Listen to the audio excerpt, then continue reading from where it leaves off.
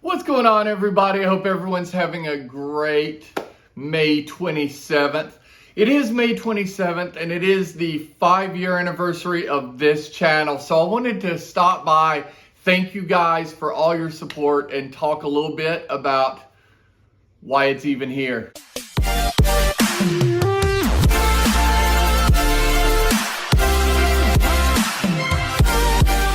Alright guys, thank you so much for stopping by. I am Paul. I'll be your host for the next few minutes. I do now have a podcast. I do have an Instagram. Those links will be below, and I hope you'll check those out. The Instagram's been around for about as long as this channel, which is officially 5 years today for wristwatch addiction. When I decided to start this channel, it was to talk about watches, mainly because I didn't have any local watch fanatics, any local watch geeks to talk to. And now that I do, I don't really need the channel anymore, but now I have you guys. And because I have you guys, I continue it. You are the reason. Those that subscribe, those that watch every week, I really, really appreciate you all. I wouldn't do it otherwise. It's not for the money. I have a career. But at any rate, I wanted to talk about how I got into watches. Now, my mom and dad got me a cat in the hat watch when I was 2. I have pictures of me wearing that, although I can't find any for here, so you'll just have to trust me. But at any rate, a little mechanical Swiss cat in the hat watch, because in 1972, that's kind of the norm, right? Wore it. I don't remember when I broke the crown. I don't remember when it got too small for me. As a teenager, I don't remember wearing watches. As a collegiate individual, I wore a couple of watches for athletics. I was a triathlete up until about, 15 years ago. Amateur, not professional. And I wore, Timex Ironman, that sort of thing. We had polar heart rate monitors. That's about all we had. Fast forwarding into the early 2000s, I got into Garmin's for running GPS and cycling GPS. And then also from that got into the original smartwatch, the Pebble. I don't know if you guys even know what a Pebble is. It was a black and white pixelated screen. You could download different screens from the internet. It had basic functions. It had time, date, chronograph, stopwatch, countdown timers, and texts, which was huge. It would also notify you if your phone was ringing. You couldn't talk on the phone, you couldn't answer the phone, but it would tell you if it was ringing. They produced the Pebble, then they produced a few Pebble models following that weren't as successful. But the original one was an icon of the time for smartwatches, and I had a couple. But I say all this to say I wasn't a watch guy. I got engaged to my then fiance, and while I was looking for diamond rings, I knew there was a Tiffany & Co.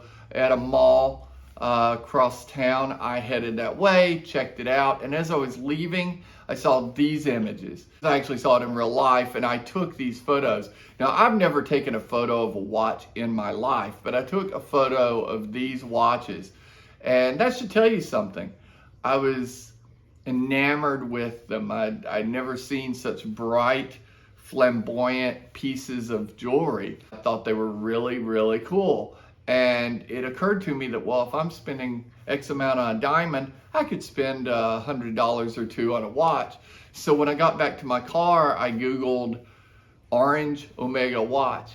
And it's like, no, that will never be me.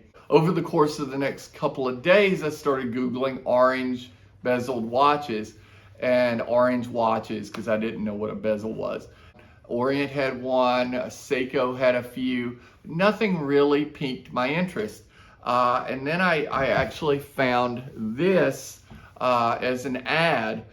This is a replica or fake Omega. It's not a genuine Omega, but it looked just like what was in the window.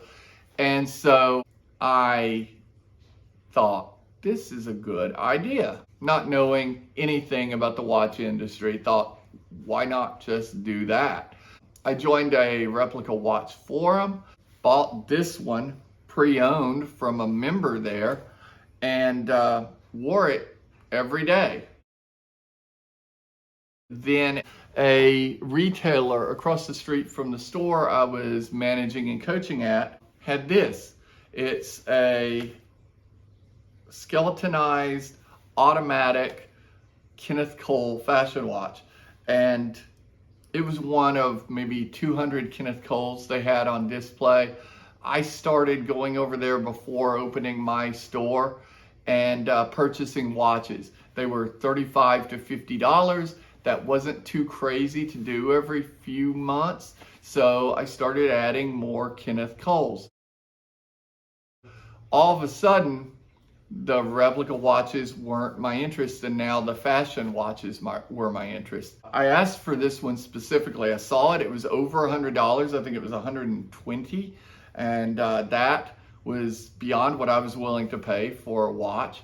And so I asked my then fiance for it for Christmas. She got it for me for Christmas, and I got it, and it was broken. The winding stem would not engage with the movement to actually set the watch and wind the watch. So we returned it, we ordered another one, and that's this one. It got me into mechanical things. From there, I was still a member of that forum I mentioned, and someone posted this, in fact, created a complete thread for this.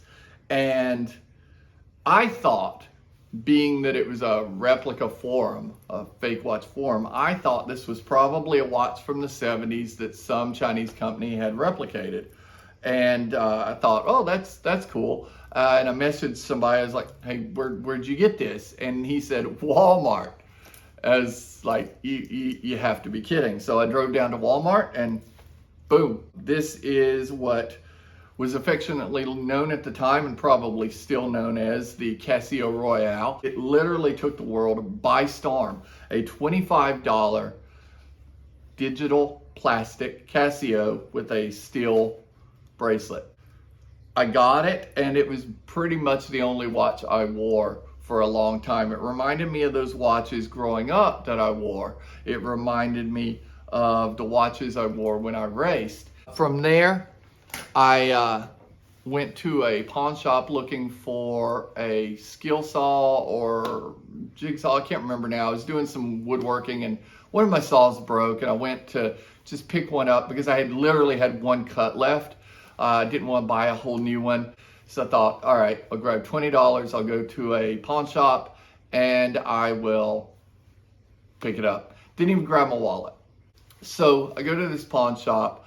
Every time I'm anywhere, obviously Walmart or anywhere, I look at watches. While I was there, I saw these guys, and this guy, come to find out, is from 1946.